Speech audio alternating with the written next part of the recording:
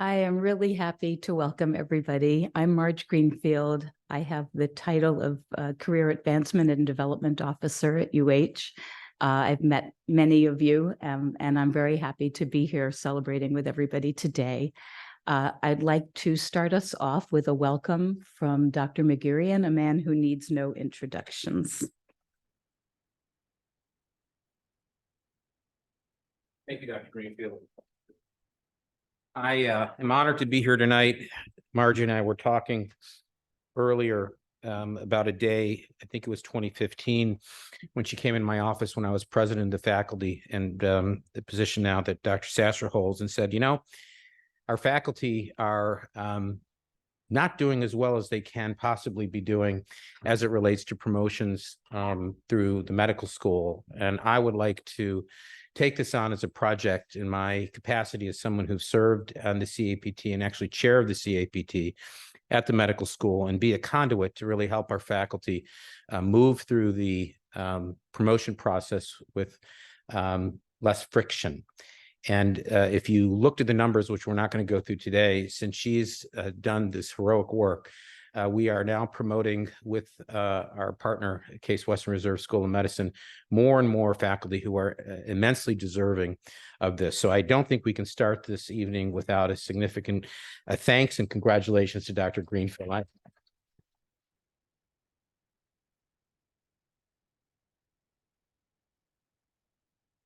So tonight is a great illustration of our mission in action: to heal, to teach, and discover. And for each of these, you've demonstrated to heal, significant commitment to healing in the work that you all do. And there's a myriad of specialties here.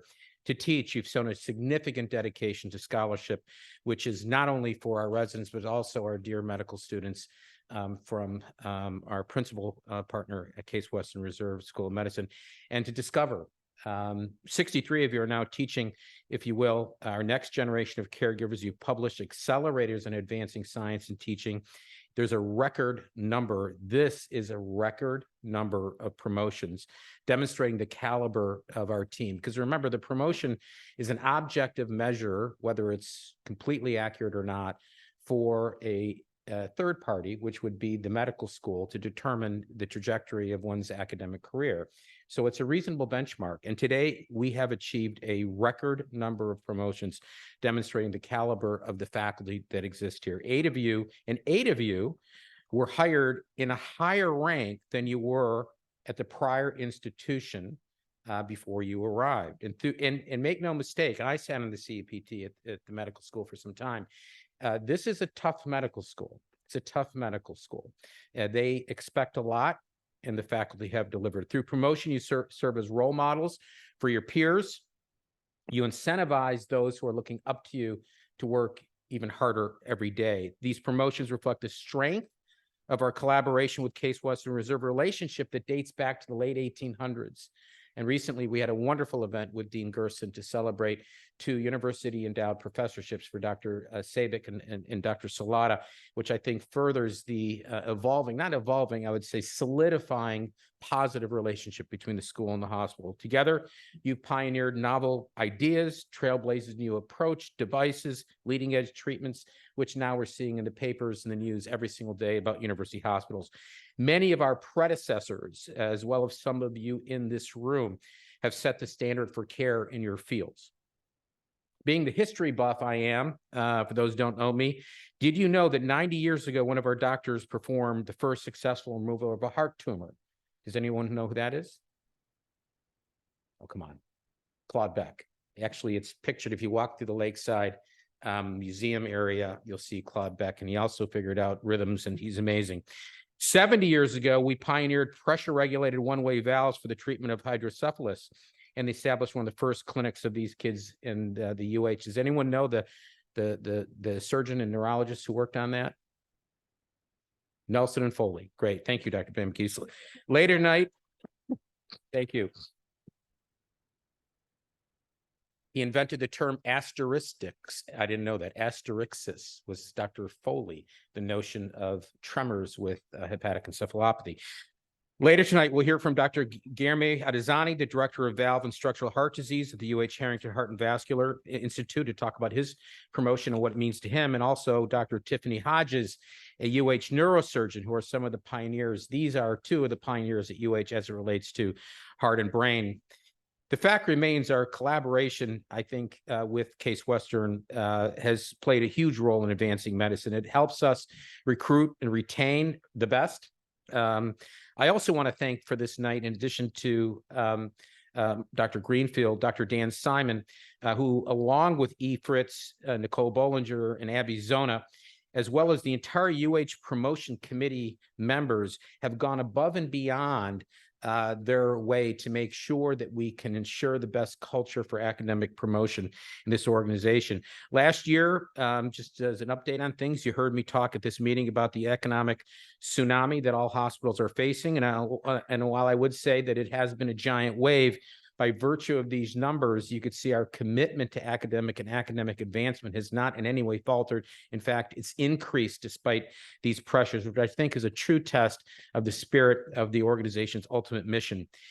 These industry dynamics, as it relates to what's happening around the nation, and we're not alone, have resulted in acceleration of UH's overall strategic plan. And that's included a all hands on deck implementation of our new electronic medical record that we believe will further deliver assets to our clinicians who work very hard with our old cumbersome system.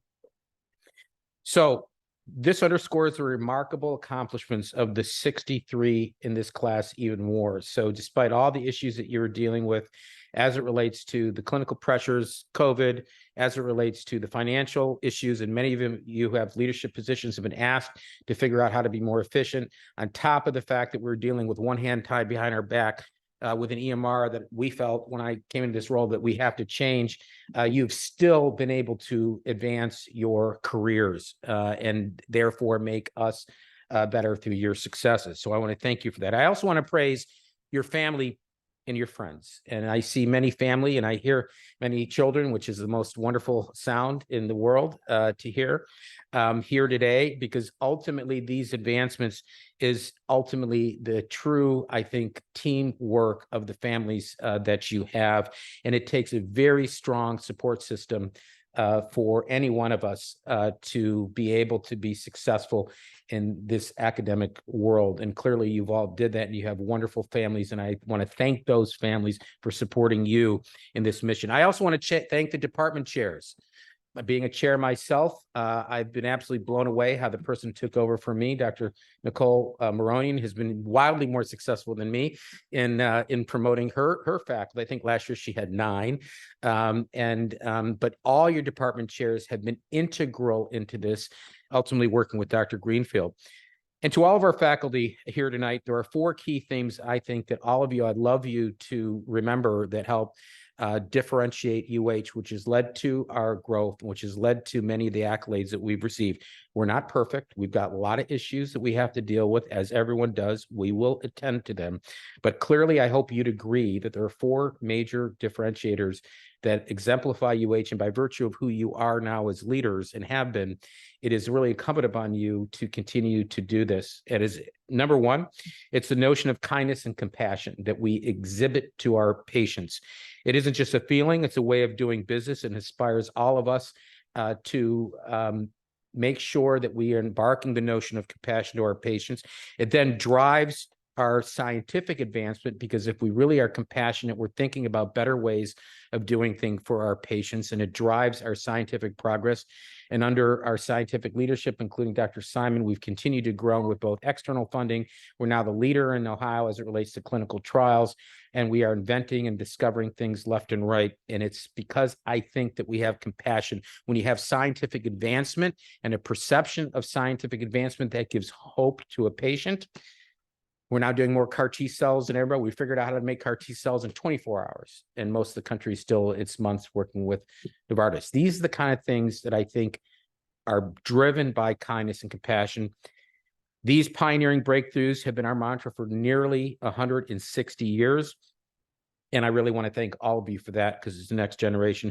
We also believe everyone that we take care of deserves high value care, meaning that we work every day to figure out how to minimize friction and how to get our patients seen faster. That minimizes fear and suffering as they wait. And we figure out, by virtue of the total cost of care, how to eliminate defects, pioneering work by Dr. Pronovost. And we now know that by making the care safer, both inpatient and outpatient, that the complications that could happen to a patient go down. And what happens then is the cost of care is lowered. And that helps Medicare, Medicaid, everyone who pays the bill, and certainly employers who really depend upon us.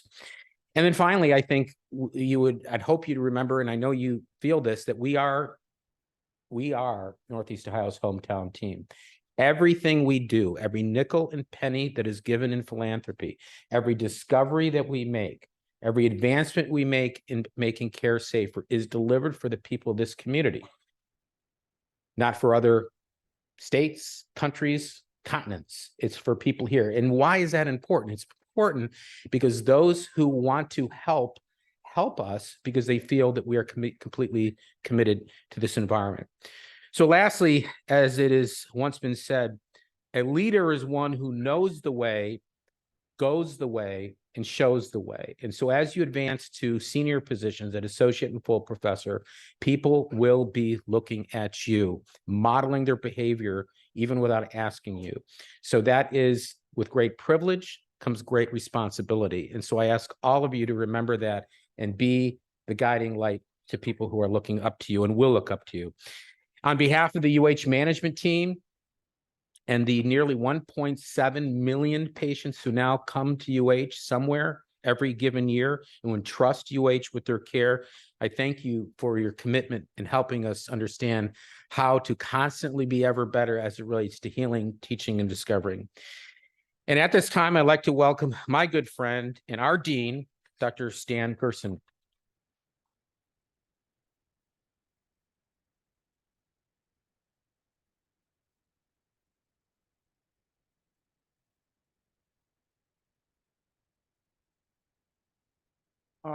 I'm going to advance the slides. If you want to clap again for Cliff, you can. It's okay. But here's me. Okay. So first of all, I'm really delighted to be here, represent the school for the accomplishments of our promoted faculty and the efforts that you've made. And I absolutely share Cliff's perspective on the remarkable qualities and efforts it takes to reach the bar, which is actually pretty high, of scholarship and both regional and national reputation for what you all do in a whole variety of different ways. Since becoming dean, I've looked hard at the methodologies we use for promotion. We want to make it a little more streamlined. We want to make sure that it embraces all the things that you do, including competency and referral patterns. There are many of you that are national leaders in your clinical subspecialty and have a referral pattern that reflects that, and recognition by physicians across the country that reflects that.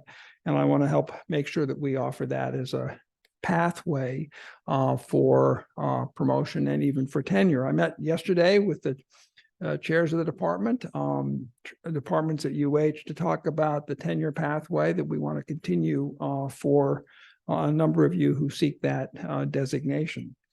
I'll remind you that the Faculty of Medicine, and we're in the process of rebranding this effort, is now almost 3,400 full-time faculty across our 5 sites, 4 hospitals and the school itself. It's a pretty large faculty, I think you'd agree, and it's a complex group. Each of the flavors and supports and efforts and interests of our faculty are different at each of the hospital institutions. The passion for scholarship here is tremendous, is longstanding, and I'm sure will continue. When I discussed the process of promotion and tenure with Cliff and talked to him about how we were going to modify the approach, he gave me one piece of advice, which was, don't you dare dilute it. It means a lot to us, and it better have the same standard or higher. So if it seems a high bar, take advantage of complimenting Cliff on his foresight for doing that. Now, our faculty of the hospital have contributed up the ladder, if you will, remarkably. This is a list of UH physicians who have become deans here and across the country. Very few hospitals have the depth of this list and have had the national impact that deans have had over the past 40 or so years during my career here. And it's an impressive set of individuals. And not that I want any or all of you to become deans, but it reflects the incredible approach to scholarship and academics that this institution has had and has brought forward. And as I said, and we can chat with Cliff and Dan later, I don't think many hospitals have this depth of a list of tenure folks. Maybe Hopkins does, but not many. So with that, sometimes you just can't outwit, you know?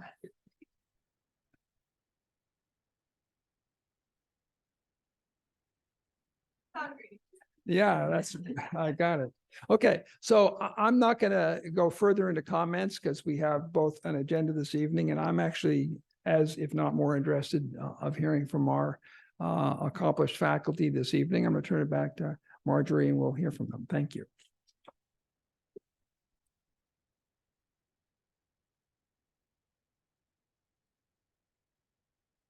So we have two faculty speakers tonight. The first is Dr. Tiffany Hodges, Associate Professor of Neurologic Surgery at Case Western Reserve University School of Medicine and Surgical Director of the Brain Tumor Neuro-Oncology Center at UH Cleveland Medical Center, where she subspecializes in neurosurgical oncology. Dr. Hodges' research interests are brain tumor clinical trial development, brain tumor epidemiology, and clinical outcomes after treatment. She currently serves on the executive committee of the Congress of Neurologic Surgeons and is an active member of the Society of Neuro-Oncology and the American Association of Neurologic Surgeons. I'm very happy to welcome Dr. Tiffany Hodges.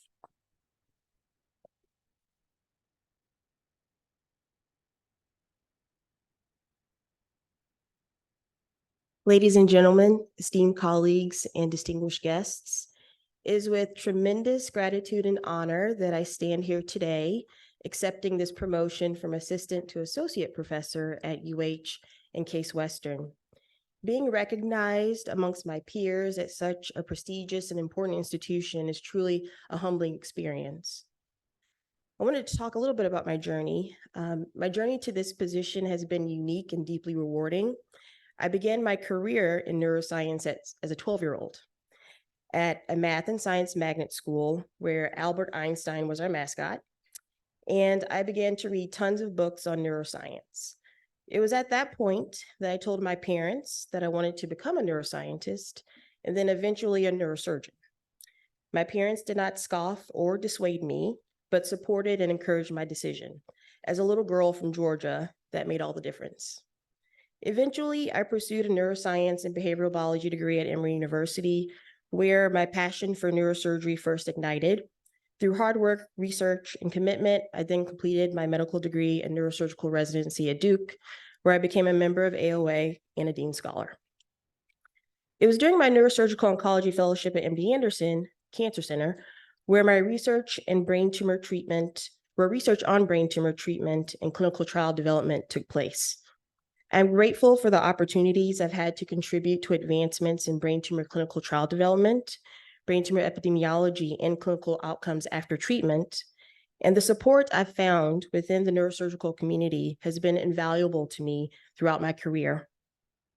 I would like to take a moment to thank the leadership and faculty at UH and Case Western for their unwavering support and guidance. It has been here that I've been able to serve as an educator, a neurosurgeon, organizer, mentor, team player, leader, and a human being who walks one foot in front of the other every day when I enter the hospital doors. It is through the amazing mentorship here that I've been able to pursue my passion for neurosurgery and neuro-oncology and make a difference in the lives of our patients. Being promoted today represents an exciting new chapter in our academic careers. It offers the opportunity to build on our past experience and further contribute to our respective fields, while continuing to serve the patients who depend on us. I look forward to forging new collaborations, nurturing future generations of physicians, and advancing our understanding of brain tumors. Finally, I want to express my heartfelt gratitude to my husband, Seth, who couldn't make it today, my family members, and friends for their endless support and encouragement throughout my journey. Without them, I would not be standing here today. It is truly an honor to be a part of UH and Case Western Reserve community, and I am excited to continue serving in this role. Thank you, Marjorie Greenfield, Stan Gerson, Cliff McGarrian, Dan Simon, and the promotion committee for your continued leadership. I'm eager to work together with my colleagues to advance medicine and provide the best possible care for our patients. Thank you.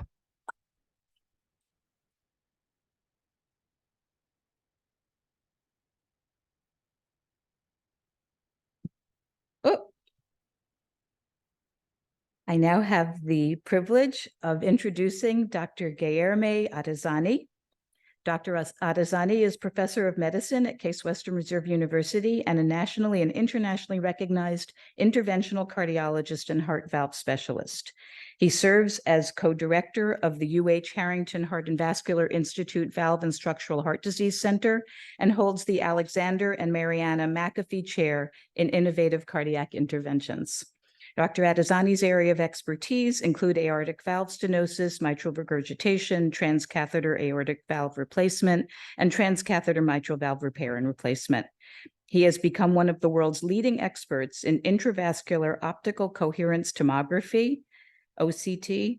His research has helped improve stent implantation techniques, enabled a better understanding of vascular healing after stent implantation, and revealed important features of unstable coronary plaques. Dr. Adesanya.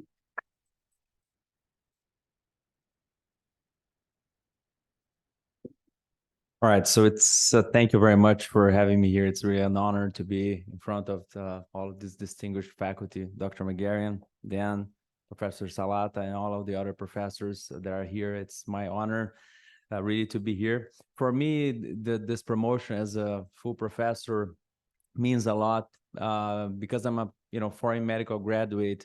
I didn't do my training in the United States, so that has a special flavor for me. I remember coming here 2009 to the United States to do research fellowship in intravascular imaging with the support of Dan and others. Today I'm here being promoted as a full professor of medicine here at UH after my training in Europe, coming back here. It's been really a phenomenal journey with the support of a lot of my mentors here. So I'm really grateful for that. Thank you. I did bring some slides I brought only 5 slides because I would like to show what that really means to me. And the first thing that it's extremely important for me, those 3 messages that you see there, the one on the left-hand side, I know it's hard to read mostly from the back, but that was sent to me from a colleague from India, where I went there to teach them how to implant heart valves. And this colleague of ours is a very experienced physician, and he sent a very grateful message to me. The other messages here are from our former fellows. And all of those 2 messages, basically the bottom line of those messages is that they sent that to me saying, well, I'm going to do a very complex case today, and I'm going to remember all of your, teachings, and your words I'm going to hear you whisper in my ears, right? So this is very important for me as a professor, right? I feel that it makes me humble, makes me proud of these fellows that were our former fellows. They're very successful throughout the world, actually. And from a colleague also from India, and amongst there have been a lot of these messages that I received from my fellows that means a lot to me. I think that's one of the pieces that are very important for me as a professor. The other thing that is very important for me is the fact that university hospitals, our center, became a center of excellence in training healthcare providers for transcatheter aortic valve replacement, left aortic appendage closure. And today we have trained more than 800 healthcare providers from all over the world who come here to university hospitals to learn from us on how to implant these devices in optimal practices. We have done multiple live case transmissions for the most important congresses in the world, which also is, highlights the fact that we are a very important training center, helping to launch these technologies in many countries all over the United States. And as you can see there, in many countries all over the world. And this picture, I think, highlights, these are some of the few pictures that I have taken in sites that we've been to teaching physicians from all over the world.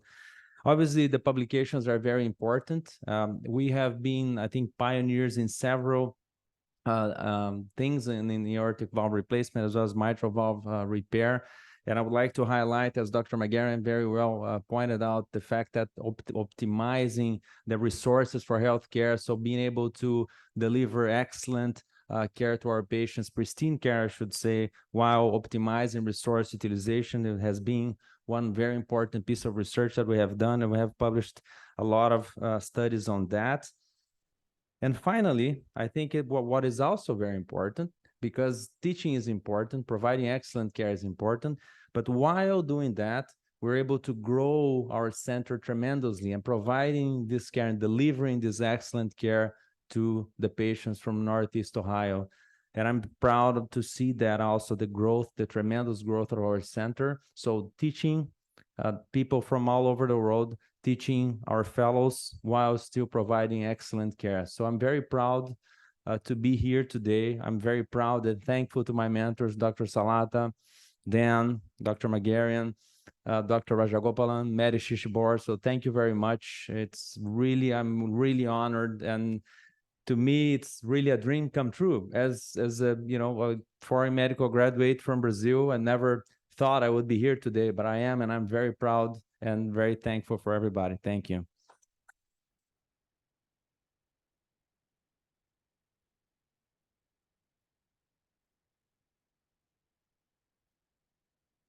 I just want to show you guys the numbers. So this is the numbers of promotion starting in 2018 when we started counting at UH. So in 2018, we had 30 promotions.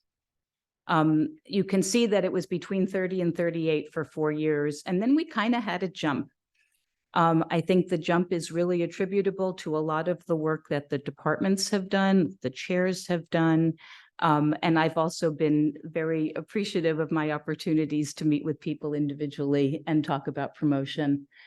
The reason the number looks funny like that, 46 plus 6, is because the first 4 years, the medical school doesn't consider a move from clinical assistant professor to associate professor to be a promotion. It's a new appointment. And so we weren't getting those data. And I just want to show apples to apples. So if you just count those, it was 46 last year. But really, with the people that moved from clinical assistant professor to associate professor on the non-tenure track, we actually hit 52. So I'm going to stop fudging those things now and just say this year we hit 55, which was really pretty fantastic. And in addition, as Cliff mentioned, we had 8 people come in at a higher rank than they had been at their prior institution, which is also a promotion and deserves to be celebrated. So in celebration of all these promotions, I would like to start calling people up. If Dr. Simon could come up, Dr. Magarian, Dr. Gerson, and the first group, we're going to start actually calling everybody up individually.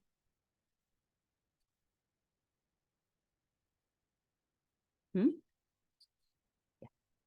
Right, thank you. Right. Okay. So yeah, if the first row of people can please come up. We'll be calling you up a row at a time, so just hang out till you get called. Okay, Dr. Amanda Amin, Associate Professor of Surgery.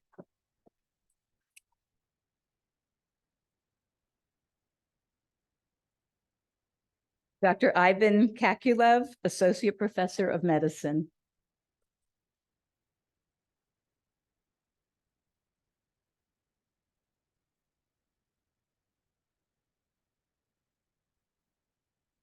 Dr. Sarah Dirajal Fargo.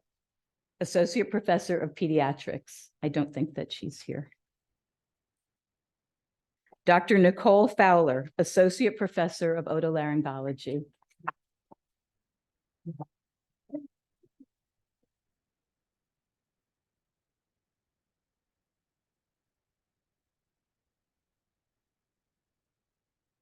Dr. Erin Frank, Associate Professor of Pediatrics.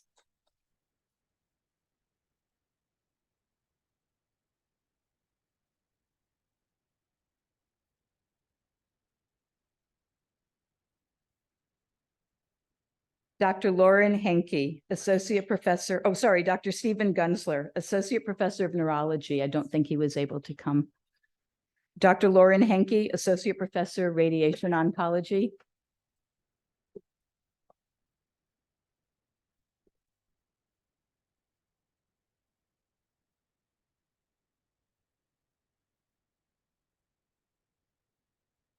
Dr. Tiffany Hodges, Associate Professor of Neurological Surgery.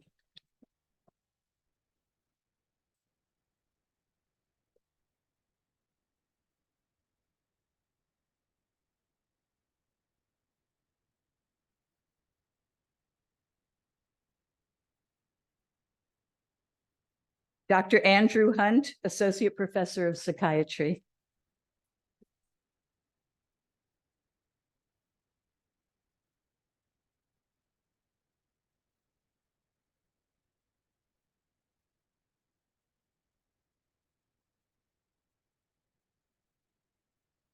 Dr. Michael Carnes, Associate Professor of Orthopedic Surgery.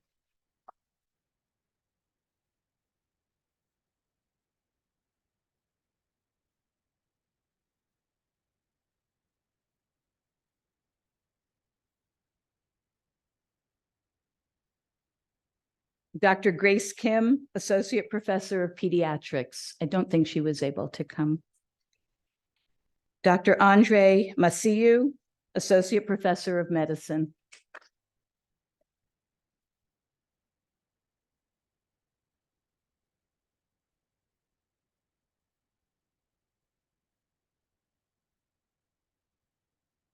Dr. Ryan Marino, Associate Professor, Emergency Medicine.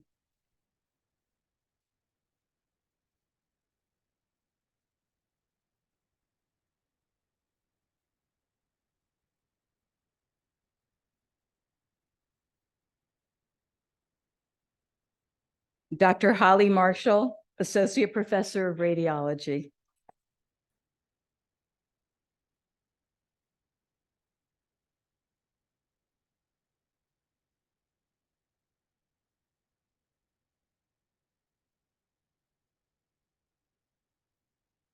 Dr. Maroon Mata, Associate Professor of Medicine. I don't think he was able to come. Dr. Colin McCloskey, Associate Professor, Emergency Medicine, also I think not able to come. And in the third one, Dr. Leland Metheny, Associate Professor of Medicine. Dr. Megan Miller, Associate Professor of Surgery. And now a person who was actually here, Dr. Amir Mohammed, Associate Professor of Medicine.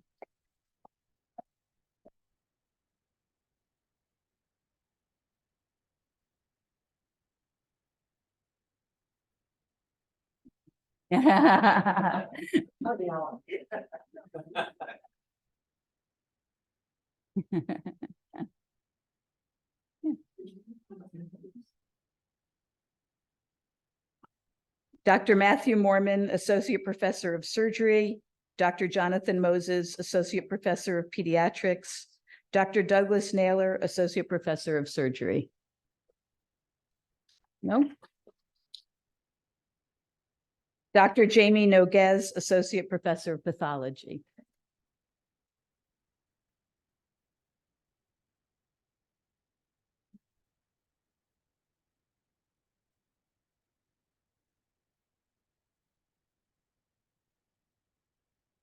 Dr. Lee Akuen, Associate Professor of Surgery.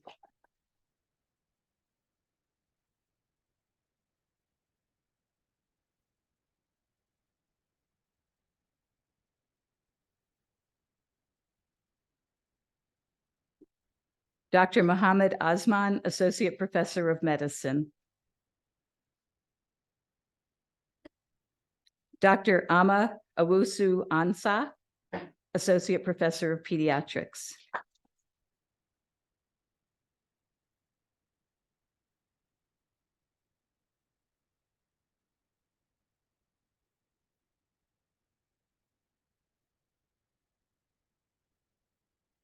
Dr. Sarah Plummer, Associate Professor of Pediatrics.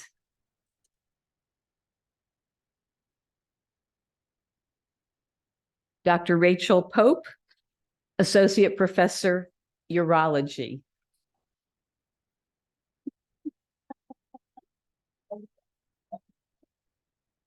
It's hard for me to say urology. She's an OBGYN. You can say both. Yeah, she is both. Okay.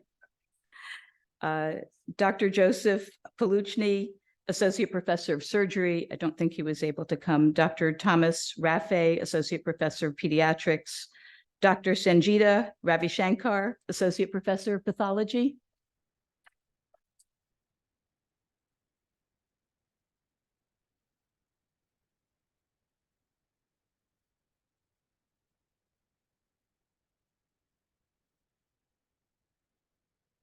Dr. Holly Reeves, Associate Professor of Pathology. Dr. Erica Roche, Associate Professor of Pediatrics. Dr. Sarah Ronas, Associate Professor of Pediatrics.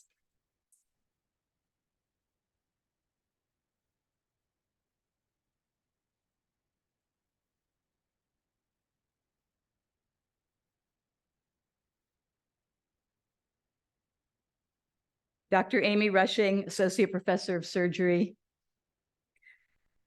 Dr. Ellie Sadeh, Associate Professor of Medicine.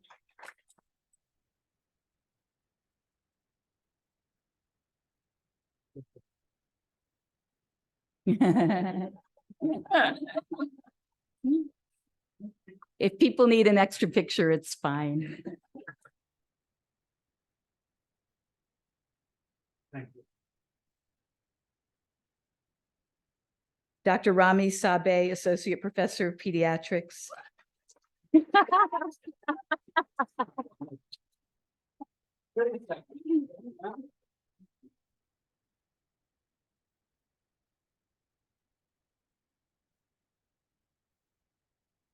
Dr. Seth Sclair, Associate Professor of Medicine.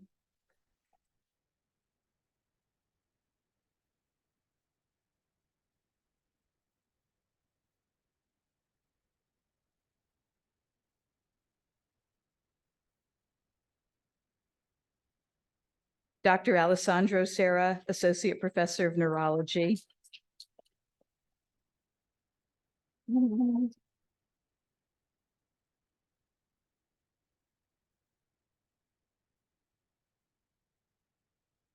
Dr. Gabriel Smith, Associate Professor of Neurological Surgery.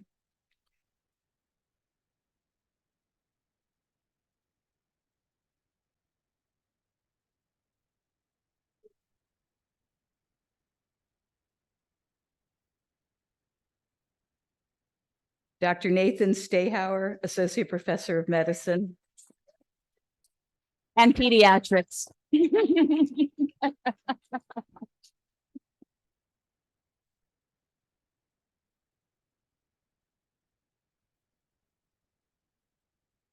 Dr. Akina Tamaki, Associate Professor of Otolaryngology. I thought I saw you.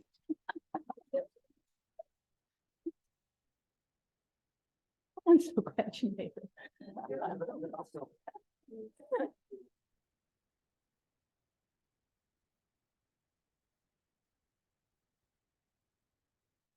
Dr. Patricia Taylor, Associate Professor, Ophthalmology.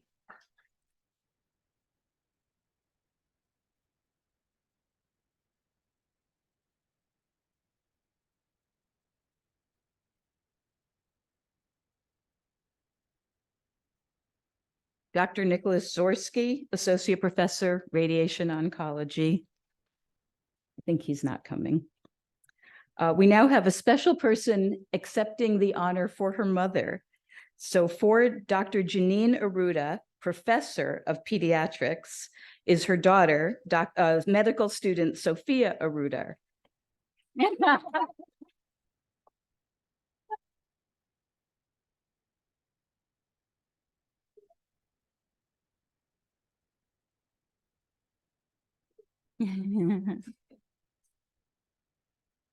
Dr. Guilherme Atasani, Professor of Medicine.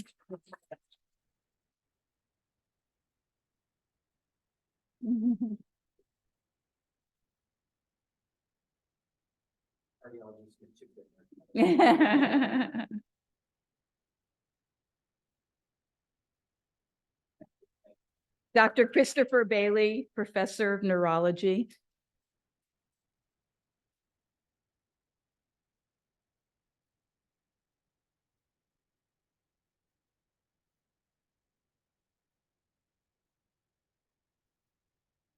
Dr. Martin Box, Professor of Pediatrics. Dr. Rebecca Flick, Professor, Reproductive Biology. I don't think she made it. Dr. Robert Gillespie, Professor in Orthopedics.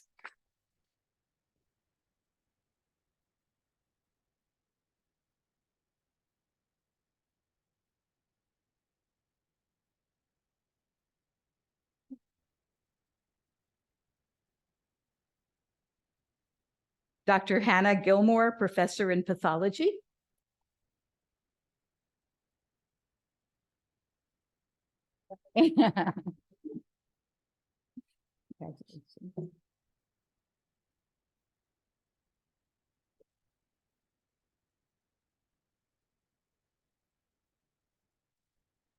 Dr. Michael Gottsbecker, Professor of Orthopedics.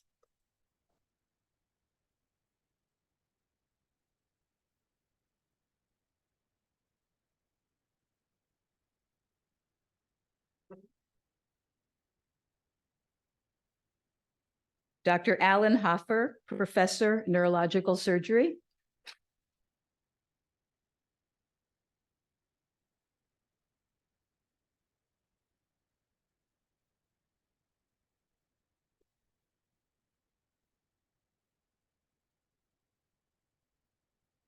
Dr. David Jordan, Professor of Radiology.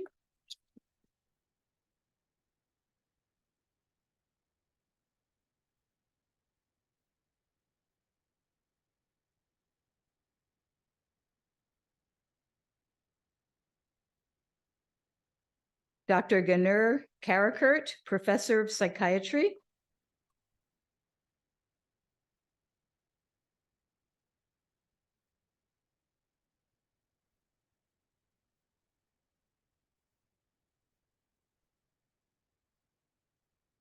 Dr. Sarah Mowry, Professor, Otolaryngology.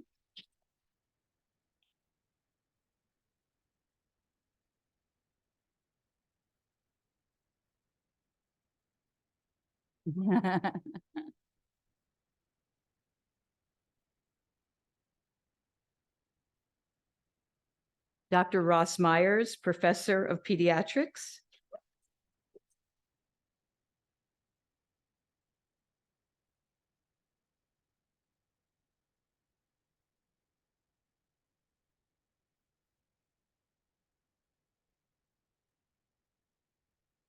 Dr. Amru Siraj, Professor of Neurology.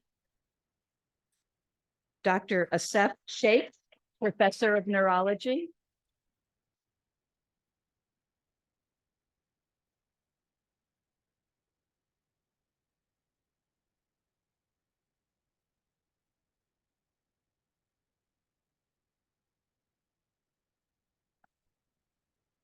Another person who can't be here, Dr. Mary Solomon, Professor of Pediatrics. Dr. Sophia Sundarajan, Professor of Neurology. Not here. Dr. David Wald, Professor of Pathology, and Dr. Jamie Wood, Professor in Pediatrics.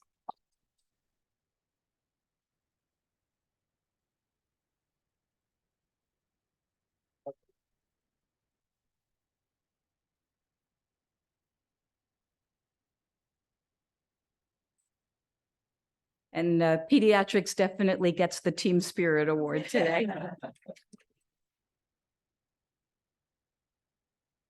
I'd like to introduce now Dr. Dan Simon, who's going to provide us with some closing remarks, and also a reminder that all of the honorees, please stay in your seats for a picture. Well, Marjorie, thank you very much for your amazing work. I think we should give another round of applause for this career development.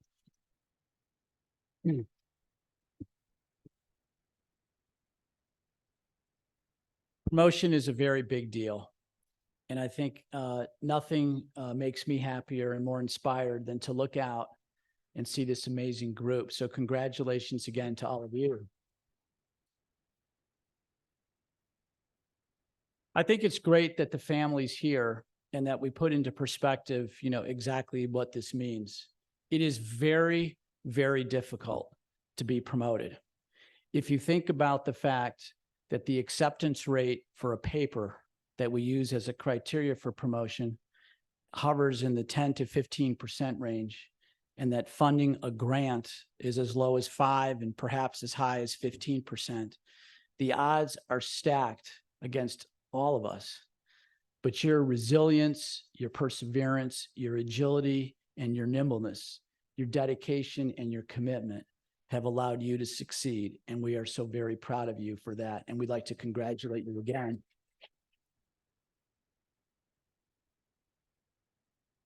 I would really like to thank all of your mentors. Some are here and some are not. Your vice chairs in your departments who are dedicated to career advancement and promotion, and to your division chiefs and to your chairs. It takes a village to go through this process. I think the most important thanks, though, does go to Dean Stan Gerson and to Cynthia Kubu, who's here today, because the work at the school to get this done is very difficult. Each one of these candidates is presented to peers across the nation, and letters are gathered to verify that they meet the criteria of promotion, not only at this institution, but at the institutions where they reside. And that is a very big deal. It is your own personal track record, but as Cliff has pointed out, it is the testimony of experts in your field from around the country that you are worthy of promotion through the impact you are having on teaching, discovering, and of course, healing. With that, I stand in the way of a great celebration out in the lobby. I want to congratulate all of you again and ask all of the promoted faculty to remain for a picture. Thank you.